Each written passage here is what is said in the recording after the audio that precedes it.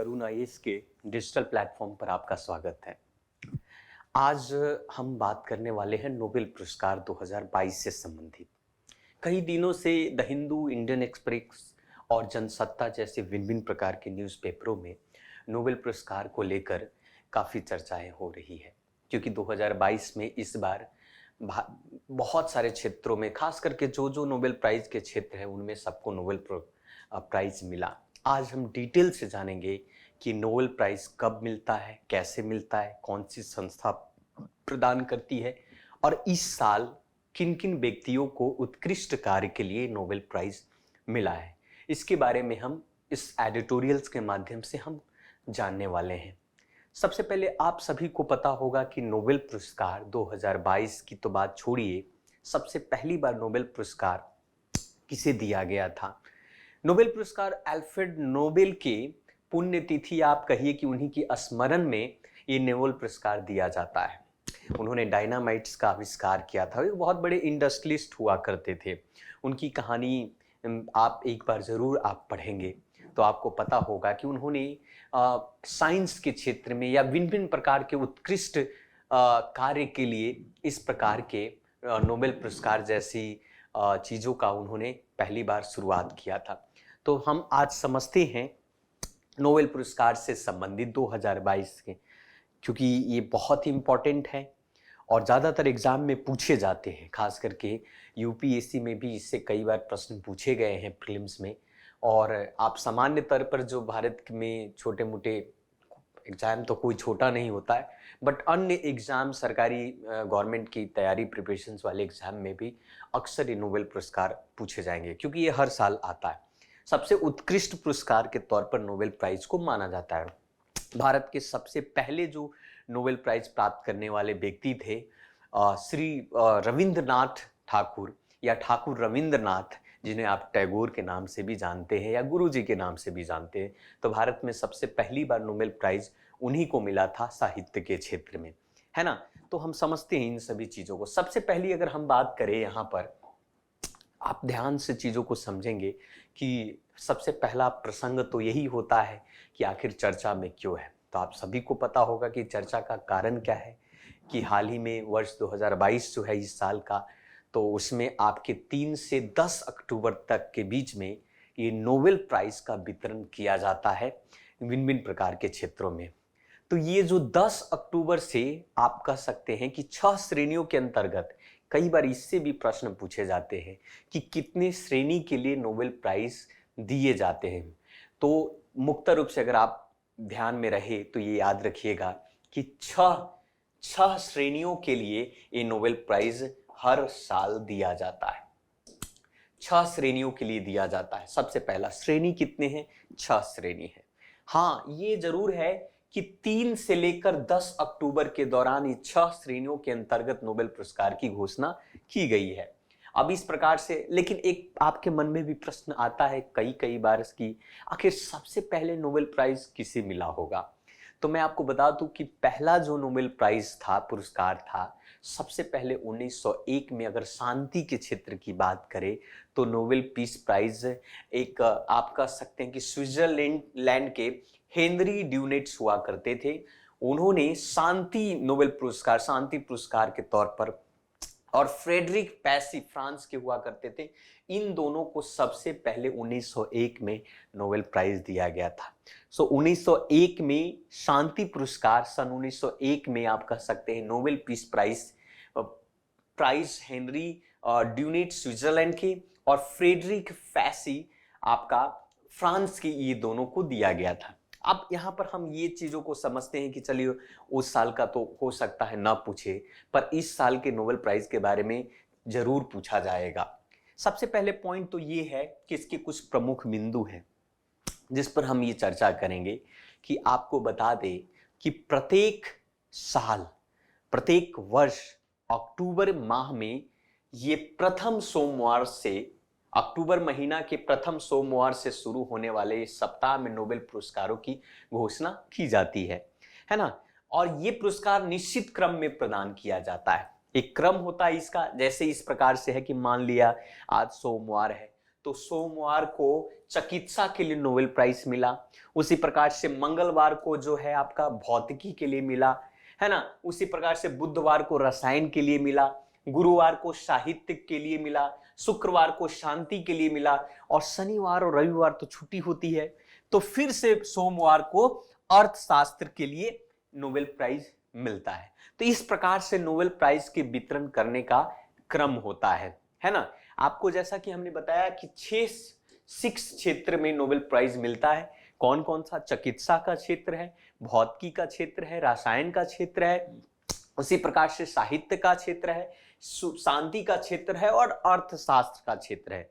आप कह सकते हैं कि इनमें जो उत्कृष्ट योगदान देने वाले जो व्यक्ति होते हैं विश्व के अंदर में, उन व्यक्ति को नोबेल प्राइज के लिए चयन किया जाता है। अभी तक दुर्भाग्य है कि भारत में बहुत कम लोगों को ही नोबेल प्राइज मिला है। फिजिक्स के क्षेत्र में देखें तो सीवी रमन साहब को मिला है, रविंद्रनाथ टैगोर है ना। लेकिन ऐसा नहीं है कि भारत उत्कृष्ट काम नहीं कर रहा है ना। लेकिन एक बात कहा जाता है यहाँ पर, एक विवादित टर्म में ये कहा जाता है कि जहां तक कि शांति के नोबेल प्राइज की बात करें, शांति के क्षेत्र की बात करें, तो ओस्लो नॉर्वे में, जबकि अन्य सभी नोबेल प्राइज जो है स्टॉकहोम स्वीडन में प्रदान किए जाते हैं।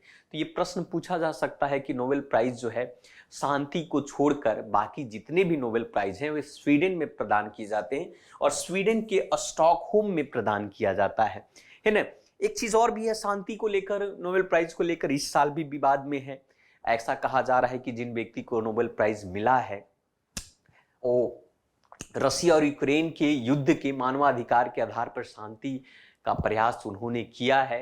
लेकिन कहा जा रहा है कि जिन्हें नोबेल प्राइज मिला है ये वक्त सही नहीं था उन व्यक्ति को मिलने के लिए। वो व्यक्ति डिजर्व करते हैं, उन्होंने काफी संघर्ष किया है शांति को स्थापित करने के लिए।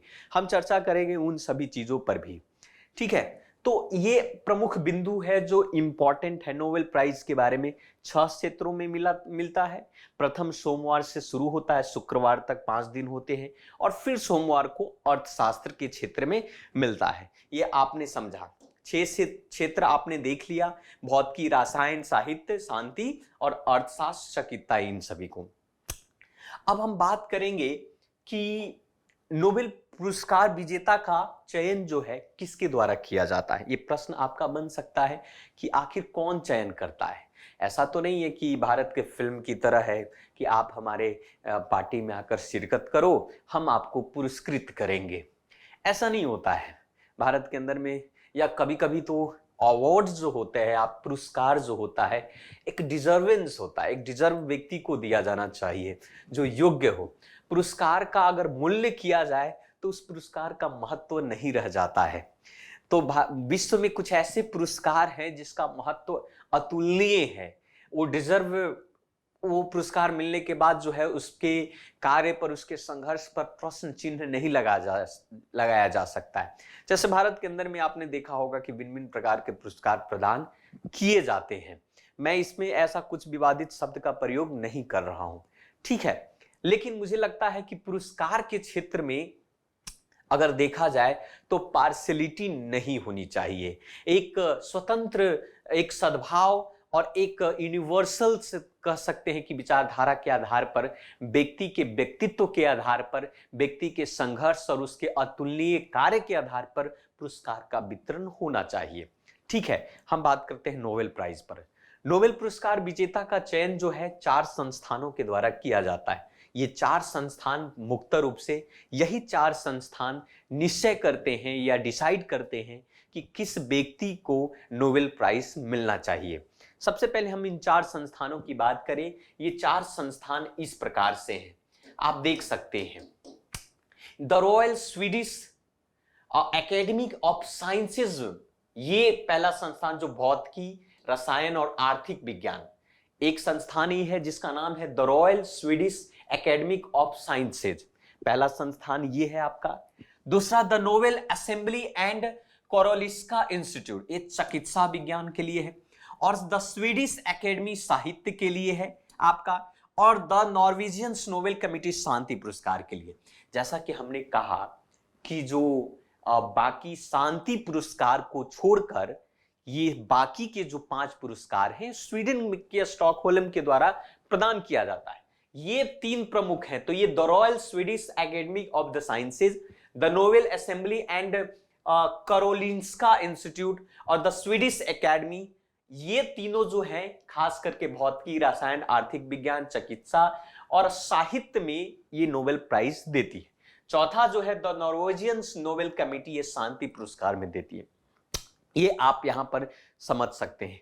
यहीं पर बात करें कि ये पुरस्कार प्रत्येक वर्ष एवरी ईयर 10 दिसंबर को, अर्थात कि जो अल्फ्रेड हमारे नोबेल, जिन्होंने डायनामाइट का आविष्कार किया था, एक बहुत बड़े इंडस्ट्रियलिस्ट हुआ करते थे, उनका देहांत भी डायनामाइट के विस्फोट के कारण ही हुआ था। और ऐसा माना जाता है कि उनका आविष्कार एक एक्सीडेंटल था, पर आविष्कार तो था ना, एक विश्व के लिए एक नई चीज, एक नई खोज थी, है ना। वो बहुत विज्ञान के क्षेत्र में काफी उनकी रुचि थी, एक बहुत बड़े इनोवेटिव व्यक्ति थे।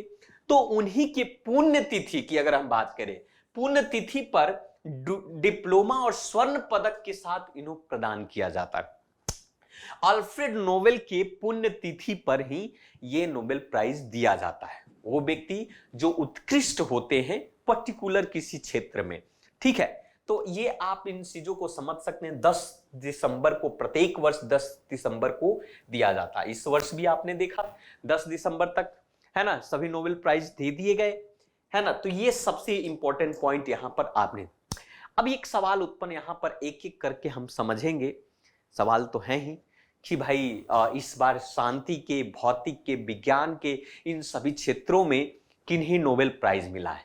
चलिए एक एक करके हम जानते हैं।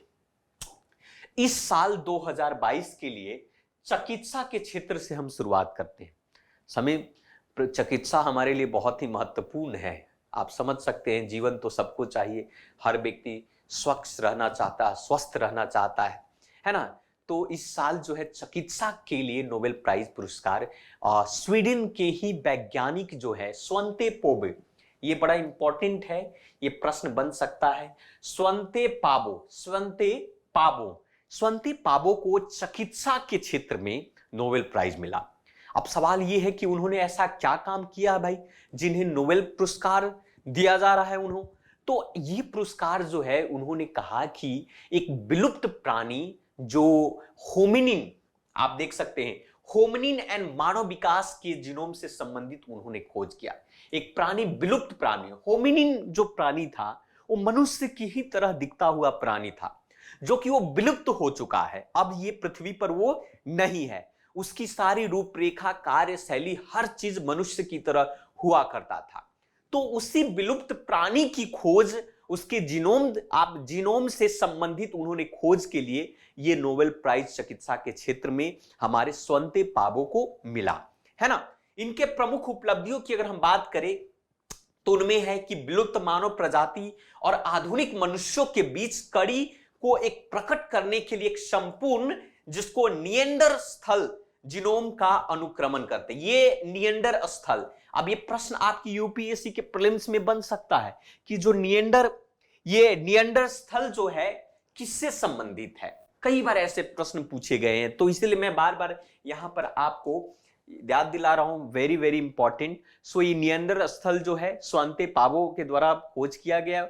ऐसा खोज करने के पीछे तात्पर्य ये है कि भाई आखिर क्या कारण था, रीजन था कि ये जो होमिनिन जो है वो विलुप्त हो चुका। तो मनुष्यों को भी, जो आज वर्तमान में मनुष्य हैं, उनको उनसे सीखने की आवश्यकता है। ऐसा कार्य कुछ ना करने की आवश्यकता है जिससे आने वाली कल में मनुष्य की भी प्रजाति विलुप्त हो जाए। जैसा कि भारत विश्व में ऐसी बहुत सारी प्रजातियां हैं दिन पर दिन जो विलुप्त होती जा रही है, एक सिर्फ इतिहास के पन्नों में या फिर जीवाश्म में ही सीमित रह जाता है उसका, है ना।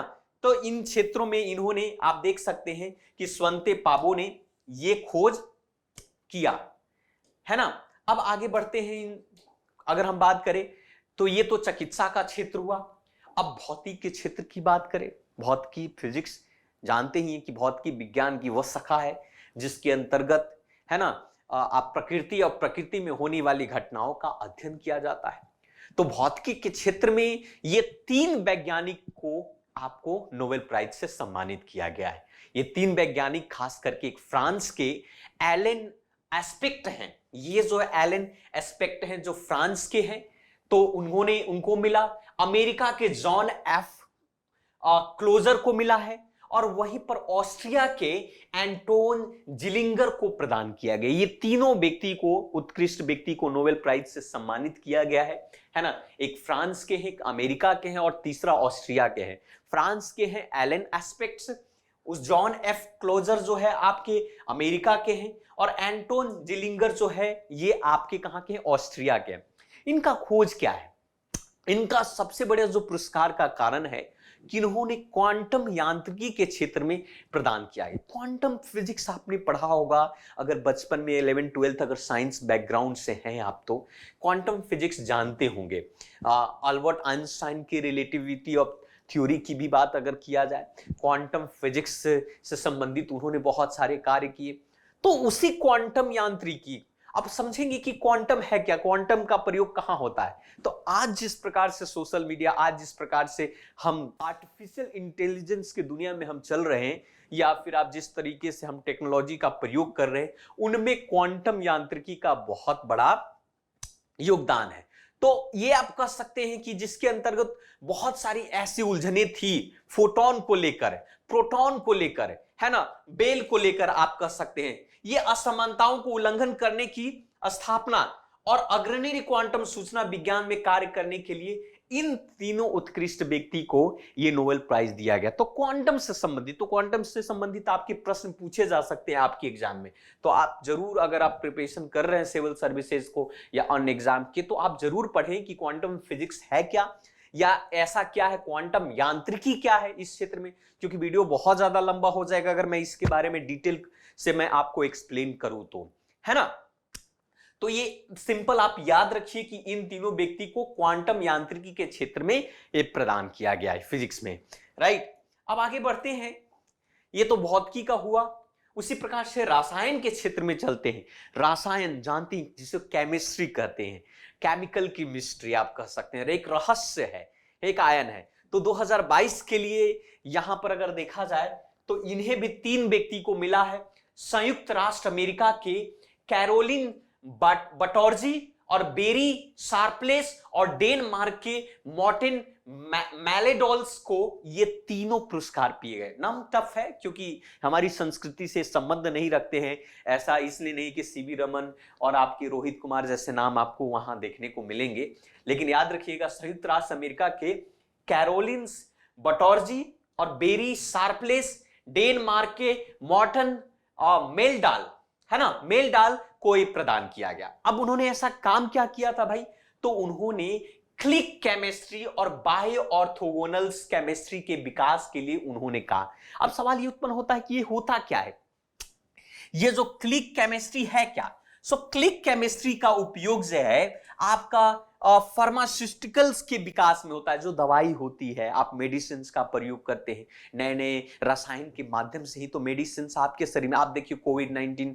कितने 2 सालों तक रहा। अगर आज केमिस्ट्री नहीं होती, रसायन नहीं होता, क्या वैक्सीनेशन हम बना पाते, क्या नहीं बना पाते, क्या इससे राहत मिल पाता, क्या नहीं हो पाता। सो क्लिक केमिस्ट्री जो है, इसका उपयोग जो है फार्मास्यूटिकल के विकास में होता है, डीएनए के मैपिंग के लिए होता है, आधुनिक उपयुक्त सामग्री बनाने के उद्देश्य से किए जाते हैं एक। और उसी प्रकार से बायो जो ऑर्थोगोनल अभिक्रिया का उपयोग जो है करने से, आप जैसे कि शोधकर्ता कैंसर की दवाइयां जो है उसको सुधार करने के लिए, कैंसर को कैसे, उसके लिए नई दवाइयां का इजाद कैसे हो, तो इनके लिए बड़ा योगदान इनको मिला है ना। लेकिन विदित है कि जो बैरी शार्पलेस को इससे पूर्व 2001 में भी नोबेल पुरस्कार से प्रदान किया जा चुका है। इन्हें क्लिक केमिस्ट्री की अवधारणा के प्रवर्तक के रूप में भी माना जाए। तो याद रखिएगा कि ये जो के बैरी शार्पलेस हैं, ये शार्पलेस नहीं, नाम तो शार्पलेस है कि शार्प है ही नहीं, लेकिन बहुत ज्यादा शार्प है ना। इनको एक बार ऑलरेडी नोबेल प्राइज मिल चुका है, 2001 में मिल चुका है नोबेल प्राइज, है ना। शार्पलेस, बैरी शार्पलेस को 2001 में मिल चुका है। अब ये प्रश्न, बैरी शार्पलेस है कहां के भाई, तो बैरी शार्पलेस आपके हैं अमेरिका के हैं। तो इनको ऑलरेडी पहले भी नोबेल प्राइज मिल चुका है 2001 में, और इस साल भी इनको नोबेल प्राइज से सम्मानित किया गया है ना। तो ये आपका रसायन के क्षेत्र में है। उसी प्रकार से हम साहित्य के क्षेत्र की बात करें, तस्वीर नहीं मिला, है ना, कोई बात नहीं। तो साहित्य के क्षेत्र की बात करें तो साहित्य तो जानते हैं कि साहित्य हमारा जीवन जीने के ढंग को सिखाता है। साहित्य जो है हमारे जीवन में, साहित्य के बिना जीवन अधूरा सा होता है ना। तो साहित्य के क्षेत्र में नोबेल पुरस्कार जो है हमारे फ्रांसीसी भाई हैं, है ना, स्मरण एंटी ऑनॉक्स को प्रदान किया गया है। इनको प्रसिद्ध स्मरण लेस एनिसिस द ईयर्स के द्वितीय विश्व युद्ध के ठीक बाद फ्रांसीसी समाज के विस्तृत चित्र को दिखाया है उन्होंने।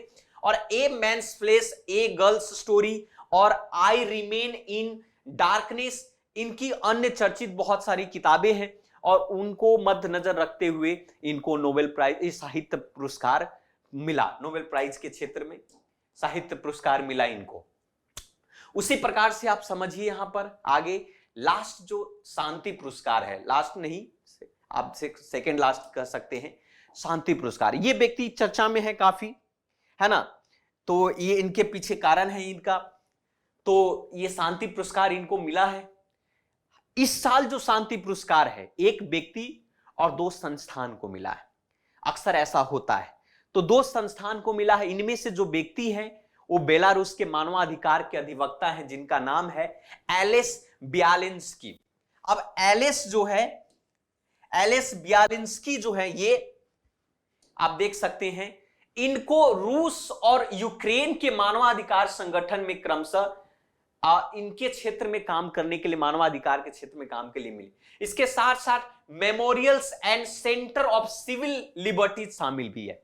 ये मेमोरियल्स और ये आपका सेंटर फॉर सिविल, इन तीनों को, दो संस्थान और एक उत्कृष्ट व्यक्ति जो है एलेंस, इन दोनों को मिला है।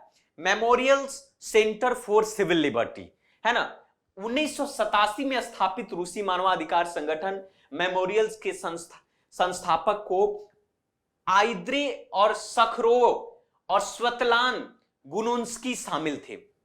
विदित में ये आप, हालांकि ये विवाद में इनको कहा जा रहा है कि भाई इनको मिला है ना, तो इस वक्त सही नहीं था मिलने का। कल का द हिंदू आप पढ़िएगा, उसमें आपको काफी कुछ चीजें देखने को मिले, है ना। आगे बढ़ते हैं, लास्ट हम इकोनॉमिक्स के क्षेत्र की बात करते हैं, है ना।